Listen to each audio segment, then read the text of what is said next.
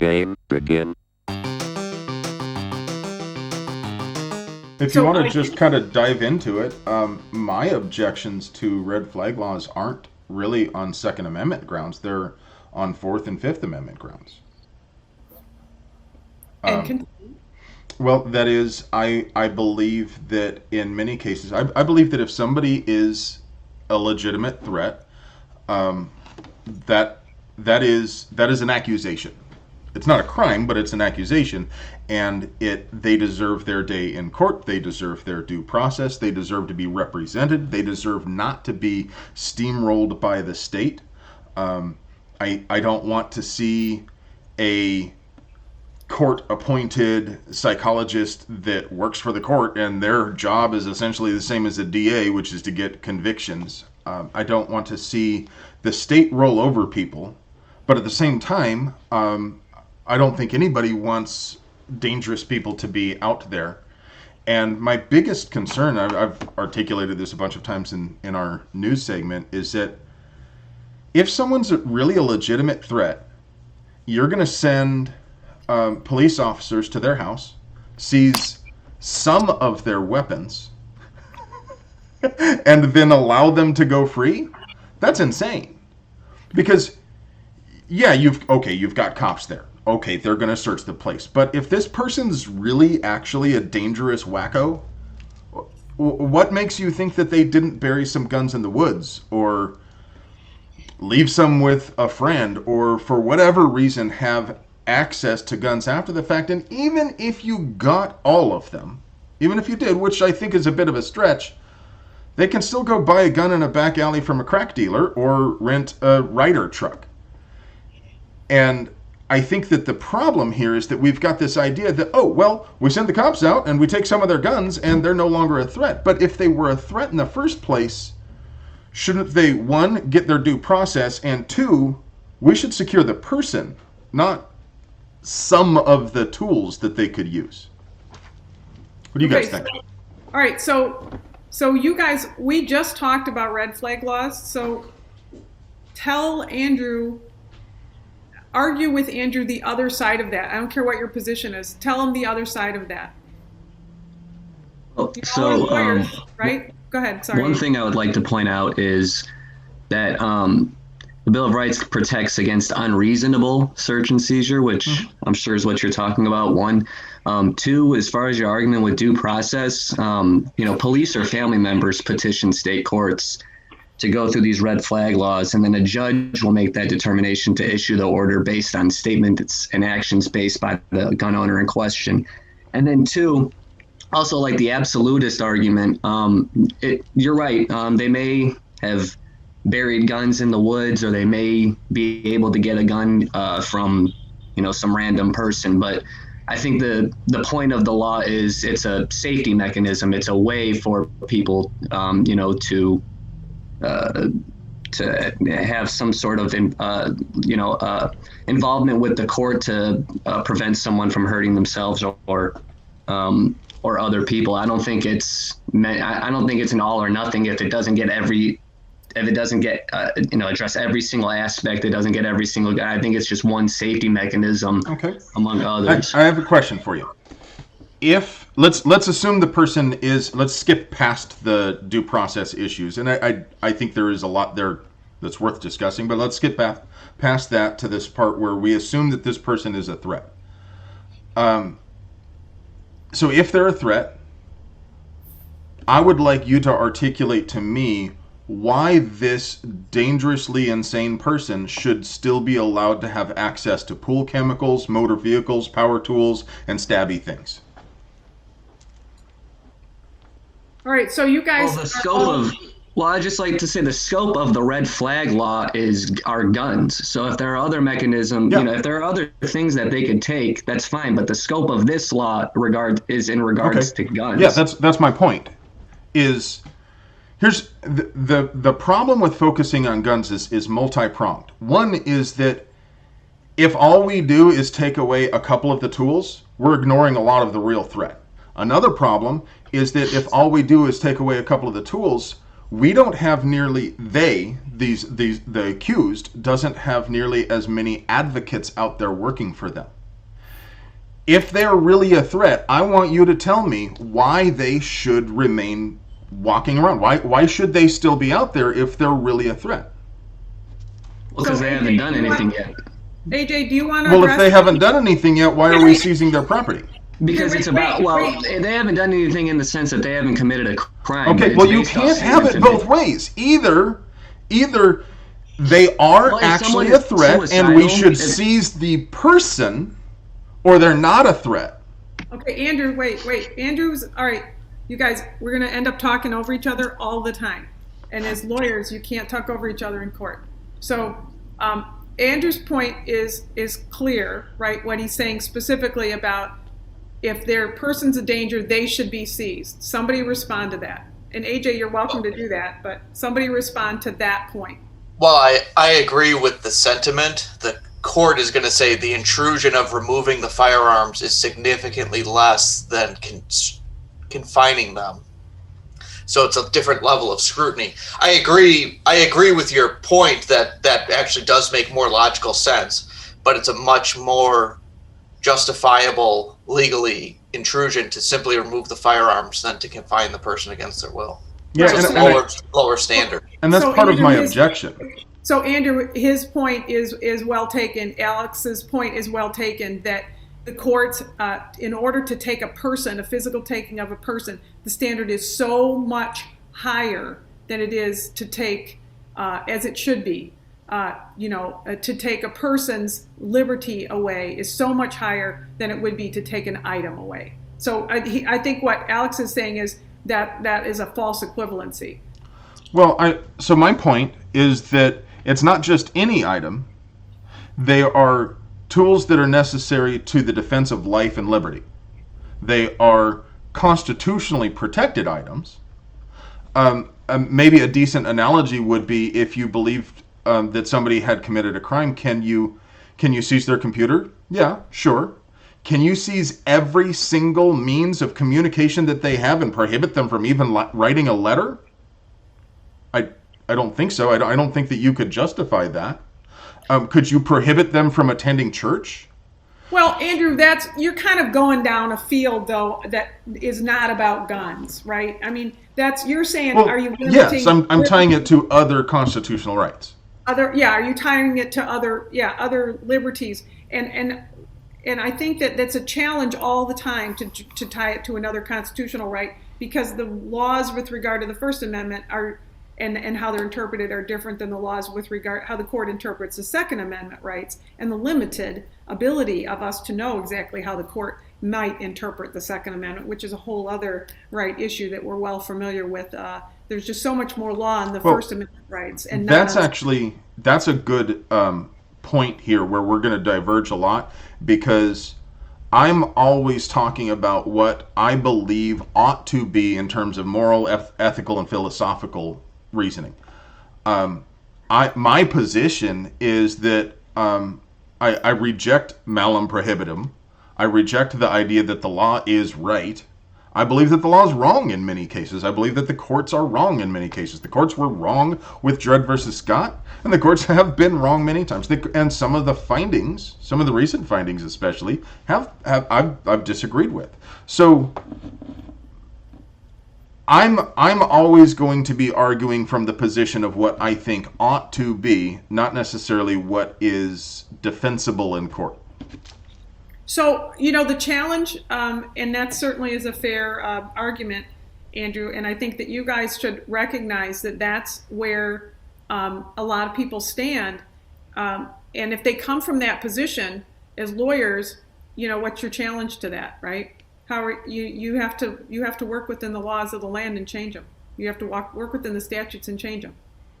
That doesn't mean you can't argue for a massive change, and we saw that with plenty of cases. There's plenty of cases out there that it doesn't matter what the old case law was. The courts made new law. There's another part that we should talk about in regard to red flag laws, in that there's this big push recently. Thank you, Donald Trump, for the red flag law push. But most states already had some kind of mechanism for police and close family members to report someone who was, and it varied from state to state, of course, but there was a mechanism in place in most places for people to be reported for being dangerously crazy, for police to make contact. In some cases, seize firearms. In some cases, seize the person. I believe that this focus on guns is, as I mentioned before, I think it's dangerous. I believe that in many cases, we already had a mechanism in place to do these things. And yes, some states, there are a handful of states where somebody's wacko and you can't really do anything until they actually hurt someone. That communicating a threat just isn't enough to go out there and seize their guns or lock them up. And I believe that there should be. I believe in most cases, if somebody is a threat, that person should be locked up. And I think that I think it would be very, very difficult for anyone to rationally articulate a reason that this dangerous person, we're seriously concerned that this person's going to go shooting people, but we're going to let them walk around freely and load up a Ryder truck full of ANFO, or go on a stabbing spree, or I mean, I mentioned pool chemicals in passing. Chlorine gas is particularly fatal in enclosed spaces. But Andrew, I think we're really trying to think. I mean, I think that you can absolutely argue those arguments on the extreme side. There's no question that you can argue, and those are and maybe plenty of legitimate arguments.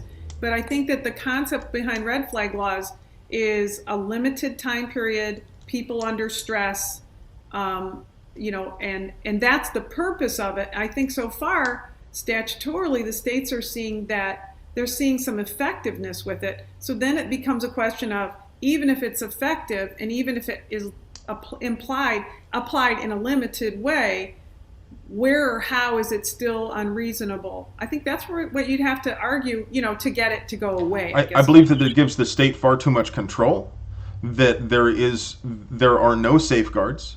There are few people advocating. Part of the reason that I oppose focusing on the guns is, as you mentioned, the standard for locking a person up is much higher. And not only is the standard much higher, if a person gets locked up, there are a lot of advocacy groups out there who will do pro bono work and help them get released if it wasn't just.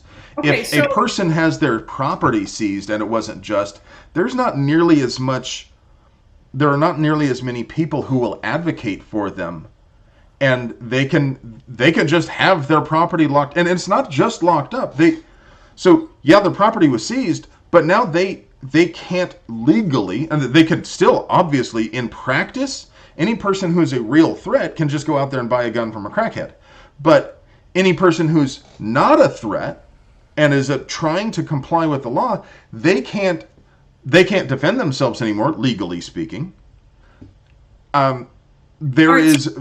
Most of these laws have all of the authorities placed on the state, all of the decision and everything. This is very much like the back in the 60s, 70s, when One Flew Over the Cuckoo's Nest was published.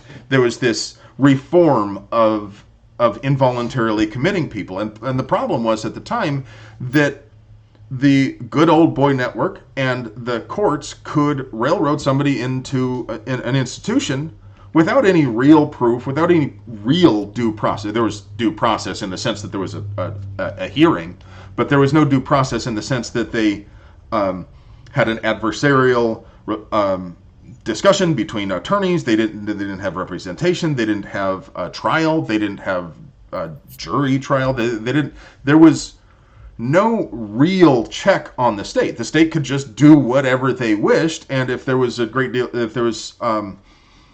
a biased or corrupt court or police officer involved, then there was nothing. And once they were locked up, there's no way to get out. Okay, Andrew. All right. So hold there. So Maria, can you respond to Andrew's discussions about representation in court. Essentially, I think what I'm hearing is kind of kangaroo court, non-representation, everybody's appointed by the state, they're all in cahoots together, the police are corrupt. They could be.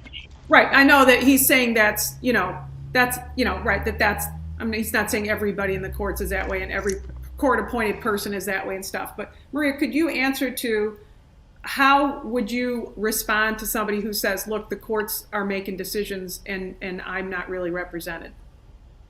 Well, I understand where that feeling is coming from. And I mean, I'm only a third year student. I haven't had that much experience in court, but most of the experience I have had has been working for the Federal Defender Program. And I feel like what you're saying, it's a sentiment that a lot of defendants have. It's perceived that way by many people that are or clients, and even I volunteer for the juvenile justice program, and juveniles there also have the same feeling that everybody's in cahoots with each other. So they don't really see the defense attorneys or the attorney that's appointed by them as being on their side. They perceive it as we're all in cahoots. Well, and that's a legitimate point in some cases, that the court-appointed attorneys are short on time and funding, and regardless of their motivation, it can be difficult for them to fight a case, and yes. It is this machine to get pleas and whatnot. But all of that said, when you're accused of a crime, you have a right to an attorney. When you're accused of a crime, you have a right to a court-appointed attorney if you can't afford one. But when you have a red flag order filed against you, you don't have a right to representation. You Andrew, don't have a right to a court-appointed attorney. Andrew, let her finish here up. Because Sorry. And I think some of you guys might want to comment too about the idea that there's no right to any attorney and what that means with regard to taking possessions. But go ahead, Maria, finish your. I do think I think there should be state-appointed representation for those types of cases, because everybody deserves that representation, and there's many areas other than this particular one where individuals are not entitled to an attorney, and that's the problem with disparity. However, I think public defenders and federal defenders, they are your attorney.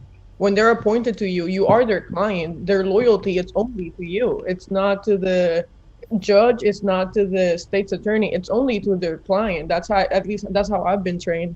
It's my loyalty, it's only with my client and looking for the best outcome for my client. I truly don't care what the agenda of the state's attorneys is. It doesn't matter to me. Same with the judge. What matters is what rights are being violated for your client and how can you best serve that person.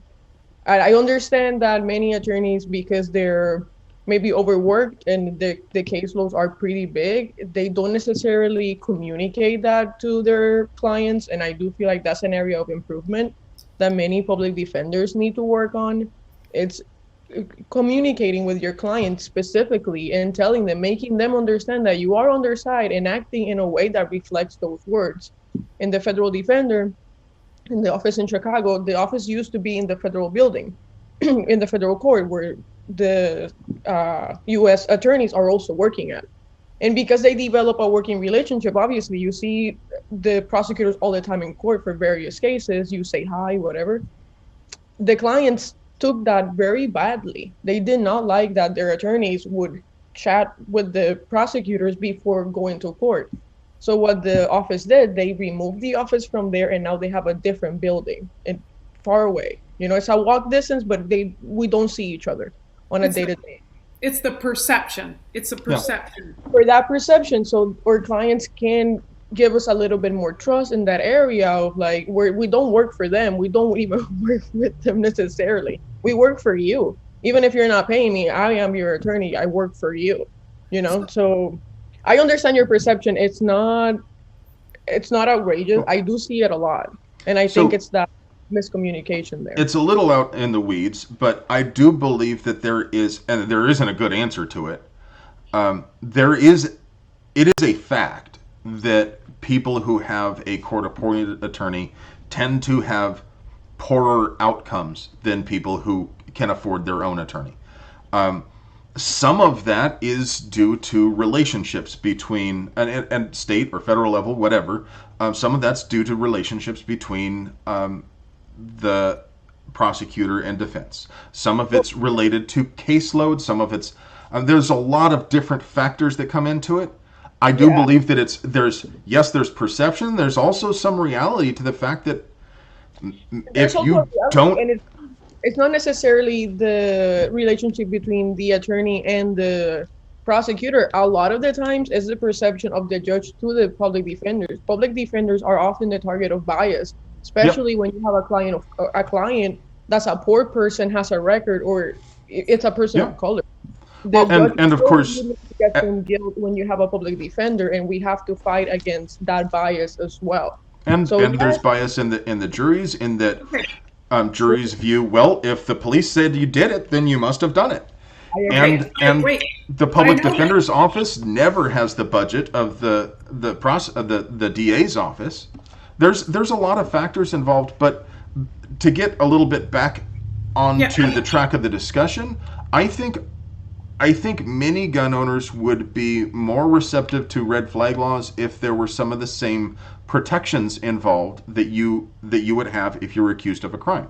If I had a right to an attorney, if I had a right to appear in court, if I had a right to face my accuser, if I had a right to a court-appointed attorney, if I could be part of this process at every step, that would be a very different thing. Right now, it's somebody can anonymously report you. You have no idea that the filing's even been filed until police officers show up at your door, which, by the way, is an extremely dangerous thing to do, especially if you think this person's an armed nut job. Andrew, I think that, our time is limited, and I know that let's talk about other stuff. I think you make some fantastic points about red flag laws. I just want to change the subject. I'd like to go on and ask this question that you asked the class. What ideas do you have to reduce gun violence without infringing on the rights of the people to bear arms?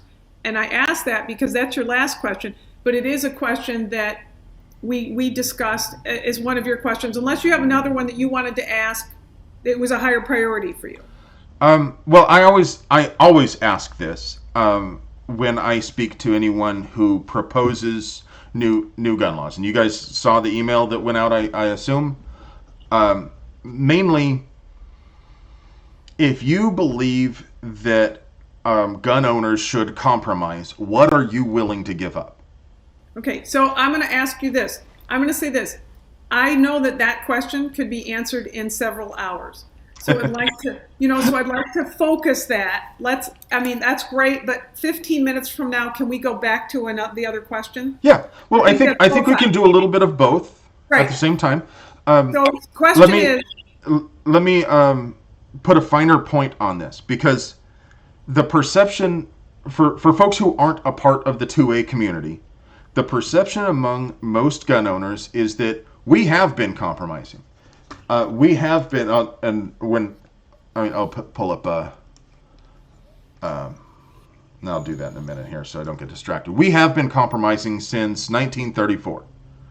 We compromised with NFA. We compromised with the 68 GCA. We compromised with the McClure-Volkmer Act, the Hughes Amendment, the 94 assault weapons ban, and many, many other small bills along the way, plus all of the executive orders banning import and whatnot. We have compromised, quote unquote, we have given ground constantly for decades. Almost a century of ground taken by the folks who support authoritarian views on gun ownership. But I never hear anything from their side about what they're willing to give up, even though they're constantly using the word compromise. And to me, compromise means both sides give something up. So maybe, if it's possible, you guys can answer a little bit of both questions. Hey, what can we do to curb gun violence that doesn't infringe any further? And if you want to infringe, if your idea is, well, we're going to ban this sort of thing, then okay, fine. What will you give me? Is that fair? For a question. Yeah, I think it's two questions. So let's answer one. Let's start with one or the other. His question is, what do you think you can give gun rights owners, gun advocate owners, that they don't have now, that they need, that they want, as a way to compromise? And you're going to have to explain exactly how that's a compromise, Andrew. Can I ask a question first? Sure. So as a gun owner, what is it that you need or want that you don't currently have?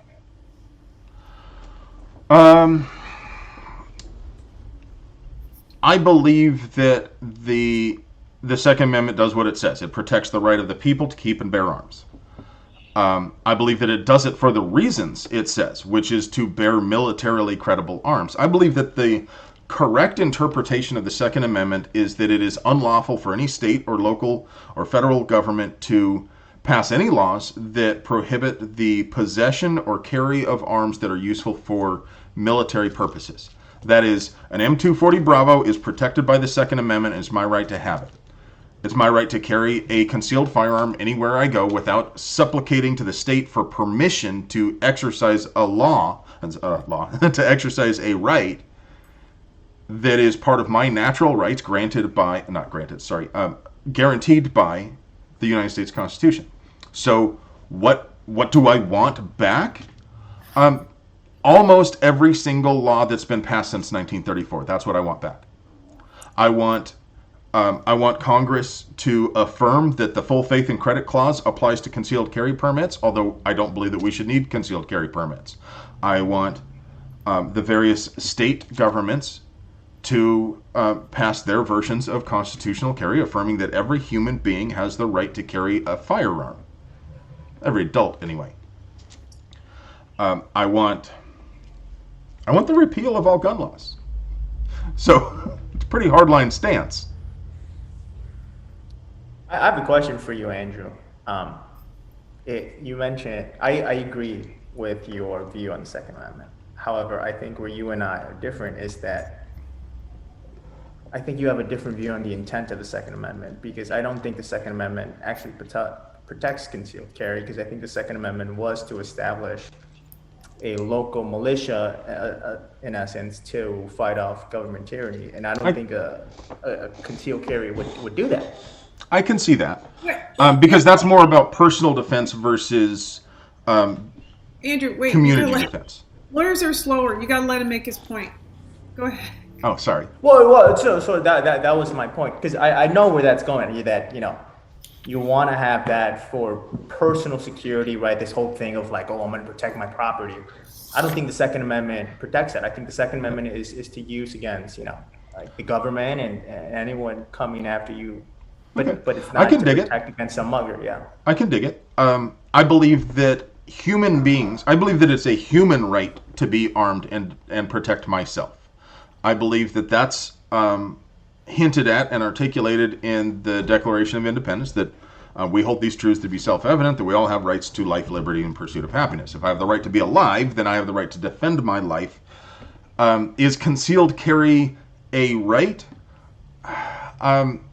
I can understand the point, and it's a kind of niggling point, that, okay, you have a right to bear a gun, but you don't have a right to conceal the gun. I can see that. I think that in practice, it's more polite for me to conceal it. I believe that I should. I carry concealed most of the time. I occasionally carry openly. I do believe that it's important for people to see arms around them, because I think it's easy for people to think that there aren't any guns just because they're hidden.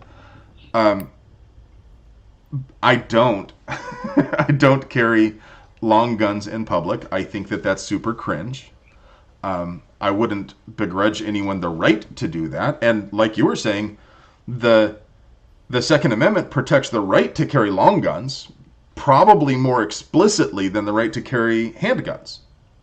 In that Rifles are a lot more militarily credible, and they are suitable for militia service more so than, I mean, don't get me wrong, of course, obviously sidearms are in military use, but it's more of a personal defense weapon. It's more of an ancillary thing, and almost a remnant of a sort of badge of rank in that by a TO&E perspective, generally speaking, only officers and senior enlisted carry a sidearm, and the rest of us carry rifles. I get the point. I would, if we wanted to, okay, wipe out all of this everything and say, all right, it's perfectly legal to carry anything you want. You can have your mortars and M240 Bravos and all that. You can carry them around. But you can't conceal your Glock. You have to carry it openly. I guess that would be. I could dig that compromise, especially if there were a permitting system to conceal. So Go ahead, then, Brian. you'll be willing to then compromise on any law that targets any non-militia-like use of a weapon. So like hunting, for example, or a collection of old muskets and things like that. Yeah, I wouldn't advocate for or support a ban on any particular class of firearms. I would, as an intellectual exercise, I would grant that the Second Amendment doesn't explicitly protect duck hunting. Well, the Second Amendment isn't about hunting at all, and Right. and I would grant that the Second Amendment doesn't explicitly protect trap and skeet guns. They have virtually no military use, which means that technically they're not protected. However, I also don't think that it would be particularly useful to ban over and under 28 gauge shotguns, you know? You know, the challenge with these kinds of arguments is that, you know, you're saying idealistically and from a philosophical standpoint, and if we're looking at it, and the problem for a group of young lawyers is they have to work. They don't have the luxury of saying we're going to start all over again. Yeah. You have to start from the laws that exist right now. So it's a question of advocating for or against rules, policies, procedures that might come And one up. at a time. Yes, and then, right, policies and procedures and rules and statutes that might come up, ones that you might want to have taken down, like a law that gets a sunshine law, aspect to that particular statute. And that's really the challenge, is that it's easy, I think, to discuss philosophically. It's very hard to discuss the nitty-gritty when you have to advocate for or against a particular statute or a constitutional decision by the Supreme Court. You know, so when you say, would you be willing to do this, you're talking about carrying around, bazookas and owning tanks. Yeah, And right now, there's no ability. Big, huge, broad strokes, 50,000 foot view, and we're not talking about anything really specific. Yes, I gotcha. Yeah. So, I mean, that makes it kind of tough, though, because, so red flag laws is just one of the 7 laws, I think, that are going into effect here in Virginia. And, another one is 1 handgun a month. You can only buy 1 handgun a month. What's the harm in that? Is that for me or the students? For everybody Okay. I see on my screen. I'll- Rusty, are you piping in there? I see you moving. No, I'm just kind of evaluating the term, trying to get a well-articulated argument for or against here. So, yeah, what's the harm in that, I think, is the wrong question. What? I mean, but let's do that first. What does it harm me to be only allowed? And it grates like fingernails on a chalkboard to even go down this hypothetical path, because we're It's not starting from a hypothetical. premise that grates against me, that Except it's not the state's role to determine what I'm allowed to do. I can, because it's my right, and piss off. Except Andrew, it is the law of the land here in Virginia now. So it's not a hypothetical, right? I mean, that's the challenge. for somebody. Yeah, and it was legal to own human beings at one point in time in Virginia, but that But was that's also not the law wrong. right now. So that's a kind of a false argument. So you got to stick to the argument. That's what the Well, lawyers. no, do. it's a useful argument because it was legal to own human beings at one point in time, and now it's not. And why is it not? Because of court cases. Because we fought a war and killed a whole lot of people over it. There are reasons. It didn't just magic away because everybody suddenly decided that we shouldn't own human beings. But I think your argument is not, and I say this to your lawyer friends here in the crowd, the argument is not about slavery and not slavery and owning human beings. The argument is about guns and not guns. It's an extreme example, but my point is that that law is immoral, unethical, and unconstitutional. So wait, you said, so limiting handgun purchases to one handgun a month is immoral, illegal, unethical, and unconstitutional. And unconstitutional. Okay, so which one do you want first? Anybody want to argue? Yeah, morality. What's the morality in that? It is immoral to infringe on my fundamental human right to protect myself and my family. What's the moral question in yeah, that? what's the moral? With morality, there's that transcendent element into it. So, like, well, how does God play into that? That's essentially the question for morality. Well, I am a Christian, but I don't believe that religion is necessary to argue moral points. Well, you need to have a moral basis for it. So, that's the question. No. I don't see how it's immoral. I have agnostic and atheist friends who have who are not immoral people. Andrew, I think that it's not particularly useful to bring religion into legal arguments or. Well, it's not that I'm bringing in religion. It's to have a moral basis. There needs to be a transcendent element, right? And so, like, even if your friends are not. My position is that my right to be alive is a fundamental natural right. What follows from that is that I have the right to defend my life, my family's life, my right to do as I will and not have other people dictate what I do is also a natural human right, and my right to defend that. That is, and I'm not talking about the law itself is, although it is, I'm not. What I mean is self-determination is a human right. And people who, when someone dictates to you what you will do, give me your money, give me your car, do this thing, or I'll hurt you, that's an infringement on my fundamental human rights.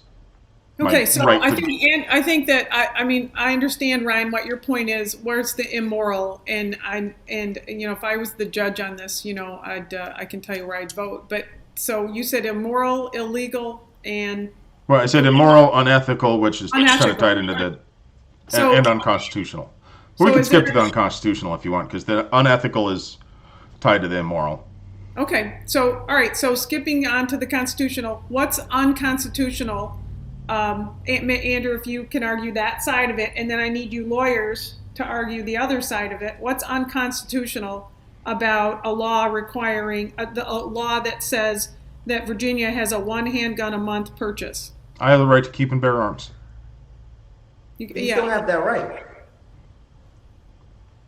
The right hasn't been taken away, and that's my point with the morality thing. You're able to buy the gun. It's just now restricted to once a month. So I've bought a gun, and now I can't buy a gun. So now my right is infringed. Okay, so go ahead, Rusty.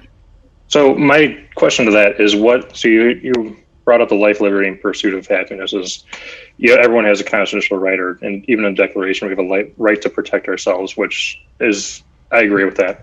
What is the difference between buying one gun as opposed to two guns and defending your life, liberty, or happiness, or even your family?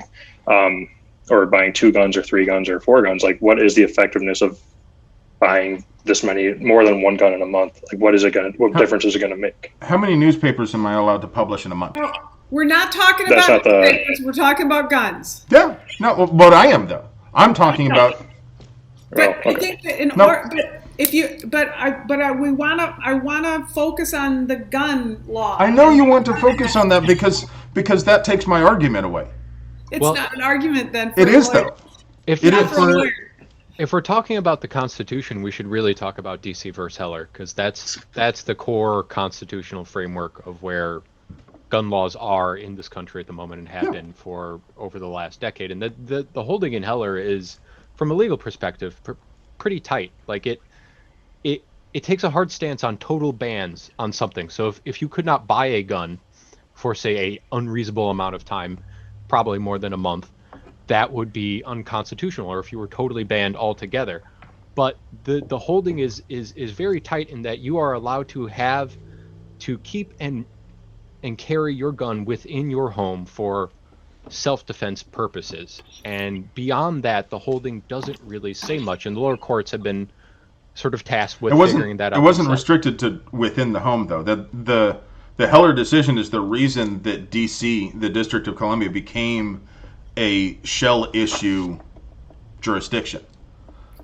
They were required to issue carry permits because of the Heller decision.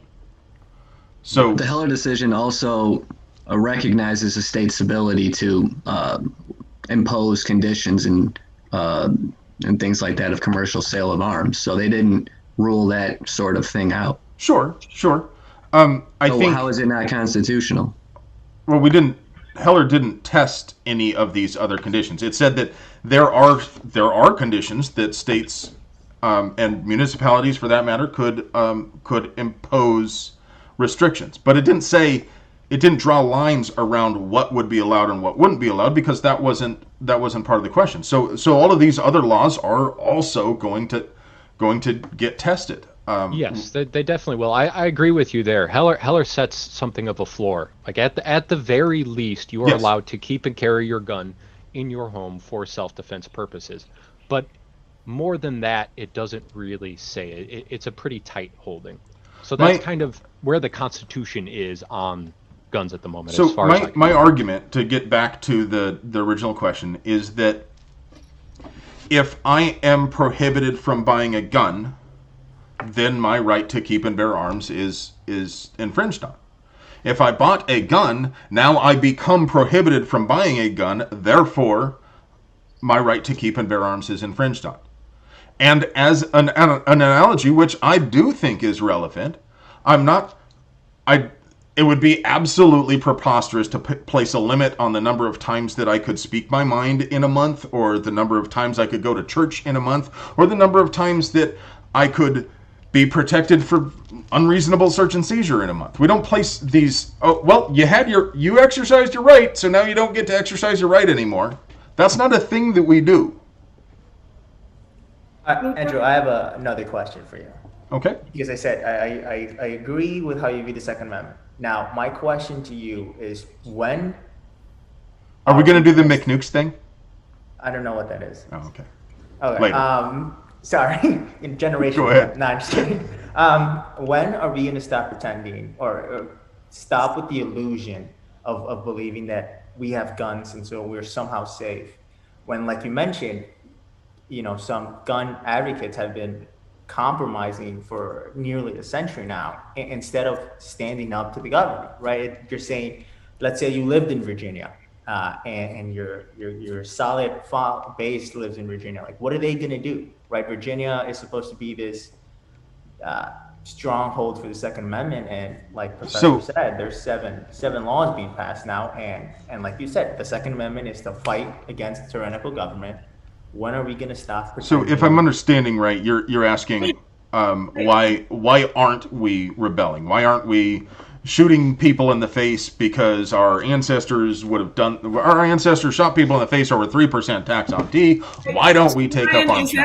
Ryan, is that what you're asking? Yeah, well, essentially, yeah. So when is this? Because I think right now, not all, but the majority of gun owners have this illusion that I have a gun and I'm somehow safe, yet they've allowed so many things from the government. I like that question. It's going to take me a minute. And I think that I agree. A lot of people, a lot of gun owners, a lot of gun prohibitionists, a lot of people don't have a very accurate understanding of any of the stuff around this. So I want to start with the point that we have rebelled against government multiple times over the couple hundred years that our country's been around, mostly small governments.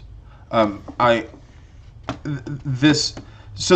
premise is the entire nation will become this Half-Life 2 Combine 1984 Nazi state that rounds people up, puts them on cattle cars to take them off the FEMA camp, and we'll pick up our AR-15s and shoot all the blue helmets. I'm mixing a few different mythos at the same time, but this idea is this huge top-level dictatorial regime. That's possible, I guess. I sure hope not. But over the last couple of hundred years, there have been multiple times where small groups of people have rebelled against oppressive local governments and got in shooting fights. I didn't come prepared for that, so I don't have a list of all of them, but there have been dozens of incidents where small groups of people have gotten in shooting fights with oppressive local governments, and they've won. And that's only possible with militarily credible arms. It's more possible with more militarily credible arms. If they had 240 Bravos and 81 millimeter mortars, they'd be more effective at it, at fighting the sheriff's department. Well, but it's been local law enforcement that's been the target of these rebellions for the most part. Before you jump in, I want to continue in this direction. People make this point often that, well, you can't fight against A-10 Warthogs and AH-64 Apache gunships with an AR-15. To which I respond a couple of different things. One, I believe that I should have the right to own an A-10 Warthog. At the time the Second Amendment was framed, it was legal and not entirely uncommon for people to own fully armed ships of the line. The Constitution set a process for obtaining marks of letters of mark and reprisal for privateers. Who literally owned ships armed with cannons. There were privately owned field artillery at the time. The argument that the Second Amendment only applied to muskets is preposterous. That it applied to field artillery, ships of the line, all of that. And the modern equivalents would be main battle tanks and attack helicopters. They're extremely expensive, and there'll only be a handful of people in the country who could afford an Apache. And I don't believe that the Second Amendment means that the government is required to divulge national security secrets. The proprietary technology that allows a longbow to target in the way that it does. But there should be no law that prohibits people from purchasing any particular arm. And I would go so far as to say if there is a class of weapon that you believe is too dangerous for the people to have, then I want to know why you think we should trust the government with it.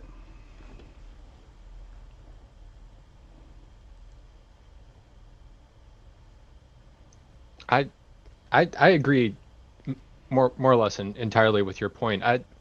The disparity in arms issue is something that I've thought about it a bit, and I want to know your take on it. How far do you think the United States government would go, theoretically, hypothetically, in subjugating its own population? We don't have to be hypothetical. Continue. Sorry. The difference in arms between citizens and the government is lessened by the fact that they would be coming, that it's us essentially. That I don't see the U.S. government dropping heavy artillery on a major metropolitan center. I don't see them using, really heinous weapons of war. They would be coming street by street. They would be using small arms mostly. So I think the method of tyranny that I imagine would be well countered by what we have available today. Let me answer your original question as to how far I think they would go. I think they would go so far as to Gatling gun women and children in their tents. I think they would go so far as to burn women and children to the ground. I think they would go so far as to round up people by their ethnicity and put them in concentration camps. Because they have. Point well taken. So we have just a few minutes left. Rusty, were you going to jump in and say something? Yeah, to that point, I mean, I think I echo Clay's sentiment about the street by street, house by house. We've been fighting a war, like a series of wars or battles or skirmishes for the past 20 odd years, and like the American military they're not doing a particular. I mean, we're not winning this battle anytime soon. I don't believe. There's still issues in the Middle East. We're winning the battles, but the fundamental war that we're fighting is not going to be conquerable. I think the same idea goes with, to your point of, the same arm should be same arms should be accessible to the citizens as well as the military. To that point, I disagree with that, as opposed, because just the style that would be fought in, it's not.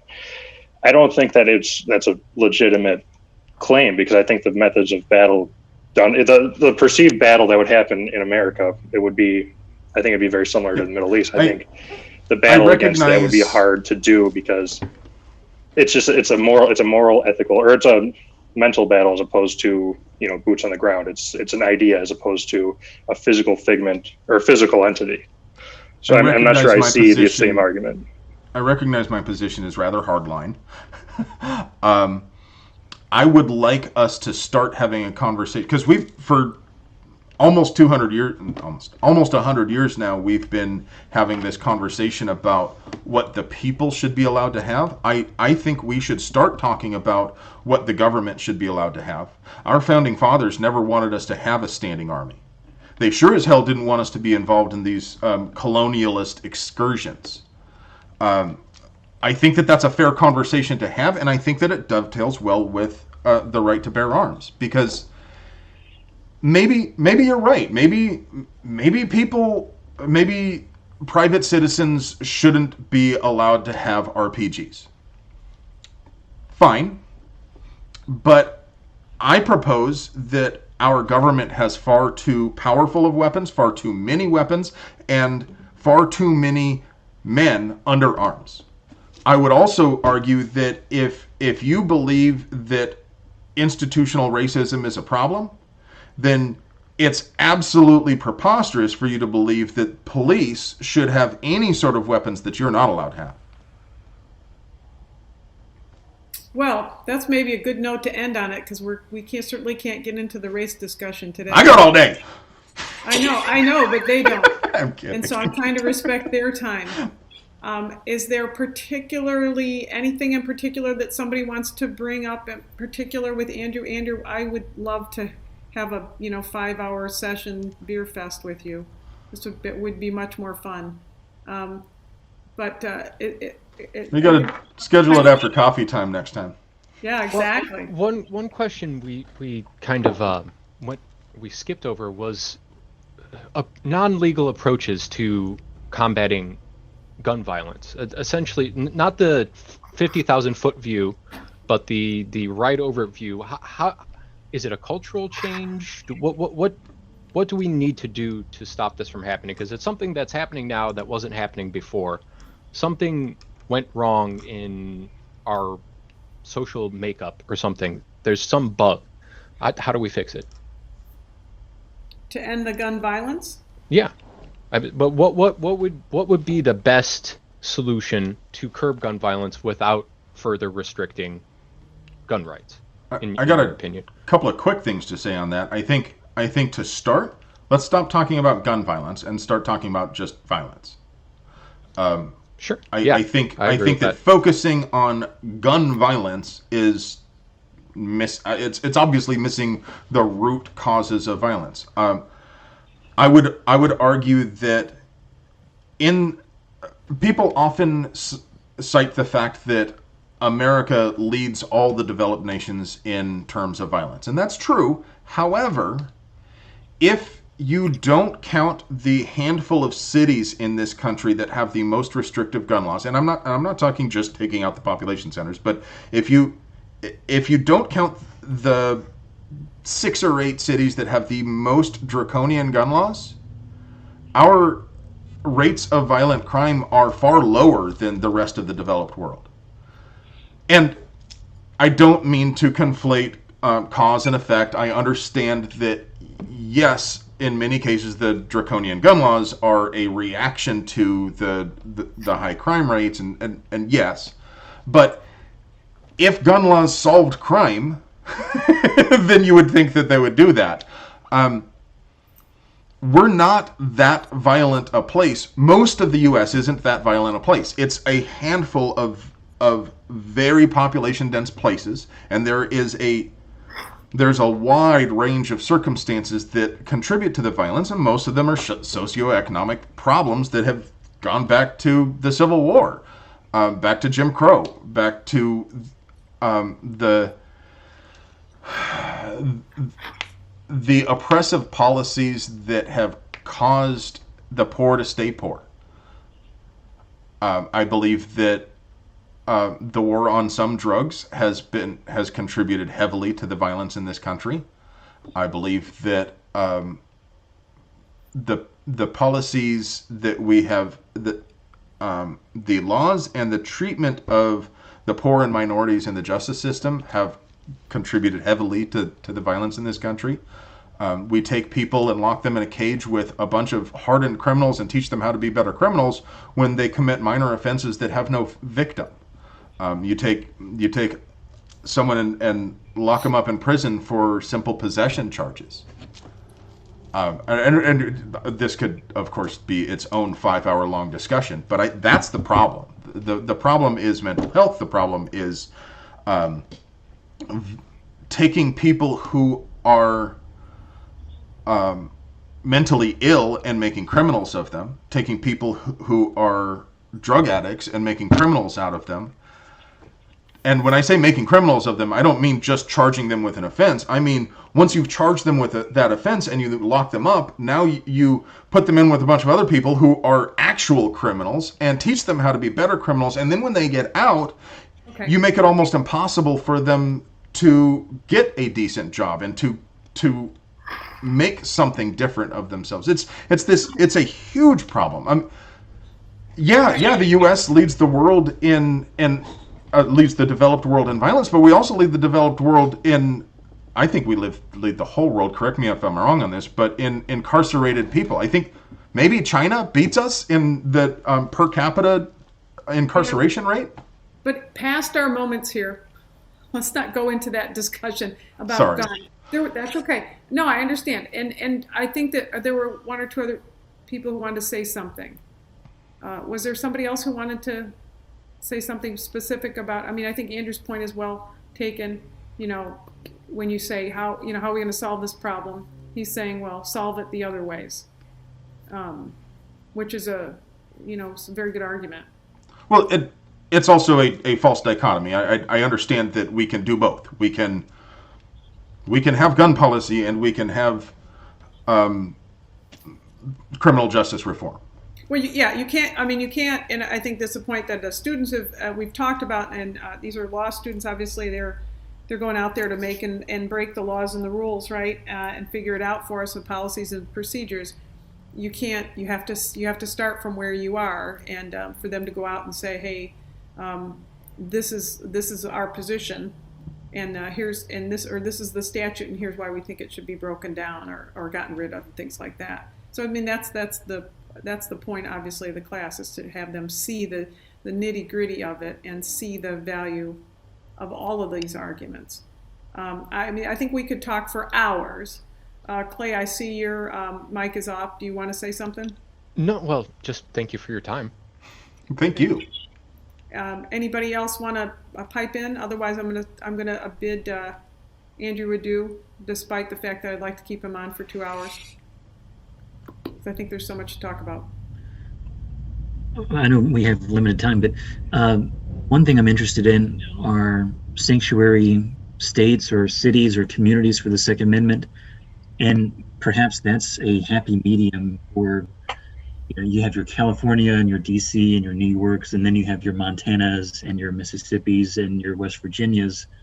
Maybe there's some, compromise in between where, you can't have strict red flag laws in crazy, gun control states, and then quite the opposite in Montana and Mississippi. So I see that springing up every now and then, especially in the last couple of weeks. Missouri has passed there's a county in Missouri that passed a Second Amendment sanctuary law. So maybe there's something to that. All right. So, and you realize you just popped your camera on. That's okay. That's okay. So, I mean, I think maybe this is a great final point. If you could maybe, Great name. Andrew, if you could just give us if you could just give a comment as a closing comment about this concept of the sanctuary cities, which we're seeing and hearing. There's a number of them coming up. I think that's a great question to ask Colt about what do they think. What do you think about the sanctuary cities and I think not just the idea of I think it's a great idea or I think it's bad, but the practicality of it. Well, Colt had a couple of different parts to that. The first part is he kind of touched on this idea that our founders had in the first place, that the states should be test beds and laboratories of policy, that the states should be allowed to run their affairs as they wish. The 10th Amendment says that the federal government shouldn't be writing laws in any of the places where it isn't explicitly granted the authority. I think it was Justice Thomas that, and I forget the case, it had to do with marijuana that was grown by people in their backyard for their own use and had absolutely no interaction with interstate commerce, but somehow the court just decided this is interstate commerce and the feds can regulate this. And Clarence Thomas in his dissent said, well, if that's interstate commerce, then everything is, and the 10th Amendment is useless. So your first argument is, hey, states' rights. To boil it down a little bit, yes. However, I don't want to diminish the importance of the incorporation of the Second Amendment along with the other amendments in the Bill of Rights. That yes, there should be, as was it AJ or Clay that was mentioning earlier that Heller set a kind of floor. That no, you can't ban guns outright. You can't tell people they're not allowed to carry a gun at all. I would say that, if that's the floor, and if we were at a position where the floor is no state is allowed to just ban guns, any class of guns outright, or prohibit people from carrying at all, and at the same time the federal government just didn't have any gun laws, I think a lot of gun owners would be really, really happy with that place. Because, you want more restrictive gun laws, you go this place, and you want less, that place. To move on to the sanctuary part of it, there's a lot of different ways these are written. Most of them are mirror the sanctuary laws in regard to, I'll get you in a second, Maria, thank you.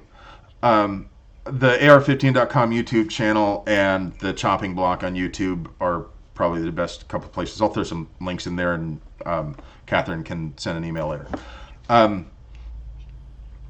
The immigration sanctuary laws are basically, we're not going to help the feds enforce immigration law.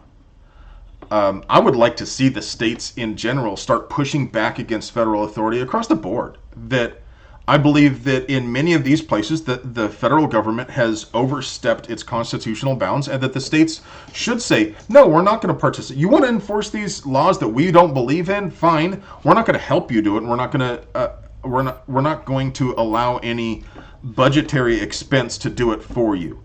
So you're okay with the sanctuary cities and saying we're just not going to enforce any gun regulations or whatever they choose to do? Absolutely. But there's also some of these 2A sanctuary laws have provisions that allow for the arrest of federal agents for attempting to enforce federal gun laws. And I think, that's fun, but I don't think it's I don't, and obviously you guys would know better than I do. I don't believe that there's a lot of legal weight to that. I don't think that that's going to be something that's ever going to. I don't think sheriffs are ever going to be arresting ATF agents for trying to enforce the NFA.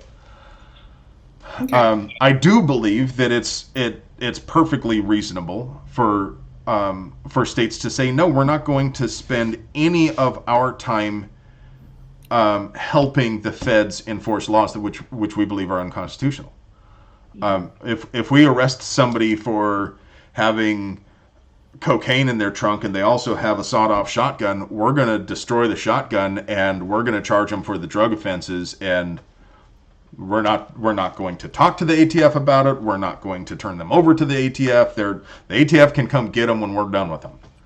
So I know that our time is out, so we'll have to leave it here. But I think that brings to the table just that whole idea of who picks and chooses when you enforce a federal law, when you don't enforce a federal law, and who decides at any given moment what laws are going to be enforced and what are going to be ignored, whether they're state or federal, and that's a challenge, certainly. Well, I would submit that if you want federal laws to be enforced, they need to be enforced by federal agents.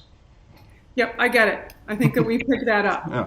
So, okay, I think at that point we're going to stop and thank you for your time today. I mean, they have to go on to make final arguments as part of their final grades.